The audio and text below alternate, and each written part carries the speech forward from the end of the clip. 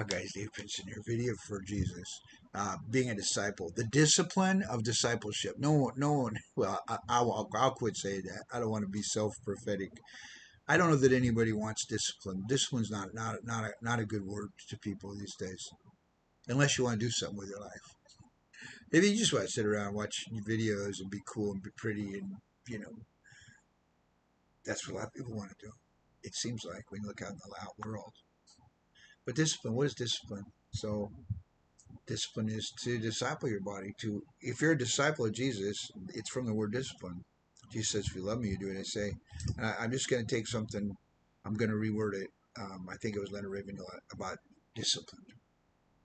Talk about the Apostle Paul was a disciplined man, a disciplinarian. Oh my gosh, does that mean he went around yelling at people, cracking their knuckles with rulers? That's not what it means. It said he disciplined his body, and he says, "I keep my body under submission to the glory of God." To turn from sin, to loneliness. All men forsook me, and he was okay with it. Why? Because the love of Christ compelled him. Huh? He disciplined himself to scorn, and that's where he said, "We are fools for Christ's sakes. We are. I'm a idiot for Jesus. I'm a fool for him. I don't care if people think I'm a fool.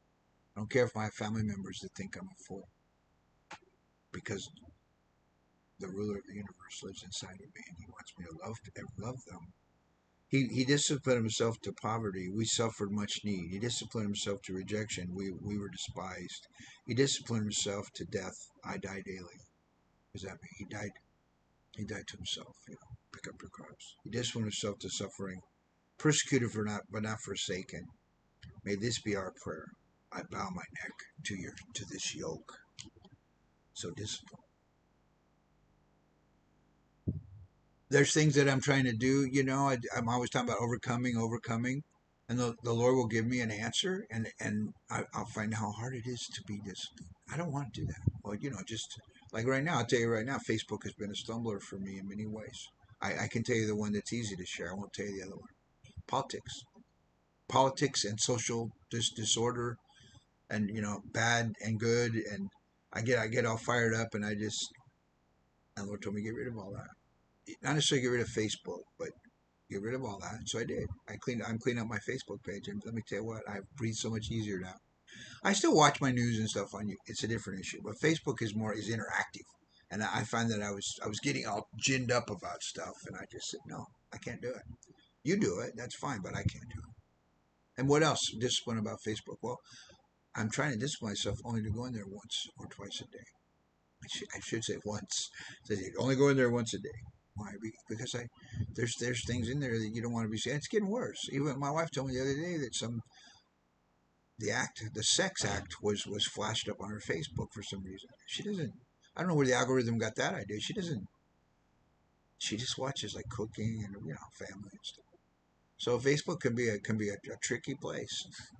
So I have to discipline myself, right? Discipline myself in many ways, like in my diet, discipline myself in my time, my alone time with God. I find that prayer is so hard to do. Prayer is hard. I mean, for a long time, for 2 years, no longer than that, I've been going a certain time, 45 minutes a day. I will sit and pray, and lately it's just been like 20 minutes, 25 minutes, 30 minutes, and then it's like go. So I don't know. I'm not legalistic. It's not like I have to pray that many. No, I just want to set aside part of time and be with the Lord. But then I feel like I got to make these videos. I got to go write my sermon. I got to go work on my books. But discipline yourself to follow the Lord, and discipline yourself to be obedient. And I just want to close with this. All this stuff Paul did. Paul's like the greatest. He's the greatest. Aside from Jesus, I don't think any other man has ever been as sold out for Christ as Paul the Apostle. There's a guy, Varney, I think was a friend of. I just remember his name. Was a friend of D.L. Moody's, and he once said, "The world is yet to see what God can do with a man who has fully given himself over to Him." And I think they're talking about contemporary man, like 19th century man, 17th century, 18th century, 20th century, 21st century. I don't think there's anybody who's given themselves totally to Christ, but Paul did. So I disagree with that statement. Um, so what does it mean to discipline yourself? It means whoever loves me obeys me. I can't. So it's almost done, I think. So, what's his name? Rich Mullins, my favorite Christian singer, passed away in an auto accident at a very young age. Right after, not long after I got saved. But I just loved his music. I loved his words. I love to hear him talk about Jesus. I don't agree with everything he says. I don't. This is one thing I don't agree with him. He says, because he used to like do these really in-depth like doctrine, theology, or discussions while he was doing his concerts. He just stopped and say, God is this and that, but I don't think we're doing it right. And he's pretty well, what I would call prophetic, not contemporary prophets. That's a whole other thing. Speaking hard truth or speaking truth into people's life. Most of the time he was right. But one time he said this. He says something like this, sort of like this, not a direct quote. He said, Jesus told us to do a lot of things. You don't have to do all of it. I disagree, my friend. I disagree. Jesus says, if you love me, you do what I say. I'm not saying we can do all of it. I'm not saying that it's necessary and it's required. And I have this big check mark thing on my list. There's the entire Sermon on the Mountain and the entire Book of John. Everything Jesus told me to do, and I do it every day, and I make sure I check it off. I'm not saying that.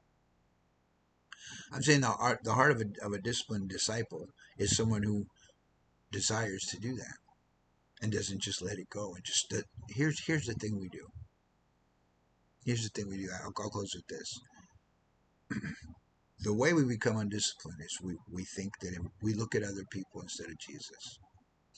So, well, they're not doing that, and they're not doing this, and they look at this guy, Nick. If this guy's a Christian, and look at instead of looking at Jesus, the author and finisher of our faith, and listen to him and say, "Yes, Lord."